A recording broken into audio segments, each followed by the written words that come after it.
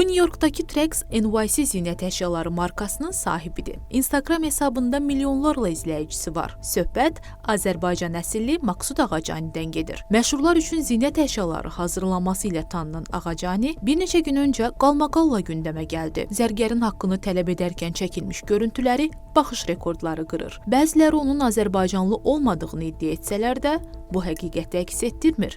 Belə ki, qonaq olduğu müxtəlif proqramlarda Ağacani Azərbaycandan gəldiyini, yarı müsəlman, yarı yəhudi olduğunu şəxsən özü etiraf edir. Sən hardansan? Mən Bakıda, Azərbaycanda doğulmuşam. Bu keçmiş Sovet İttifaqıdır. Aha, Sovet İttifaqı. Dinin nədir? Yarı müsəlman, yarı yəhudiyəm. Mən müsəlman ölkəsində, Azərbaycanda doğulmuşam. Aha. Və mən Amerika Birləşmiş Ştatlarına müsəlman adı olan bir yəhudi qaçqın kimi gəlmişəm.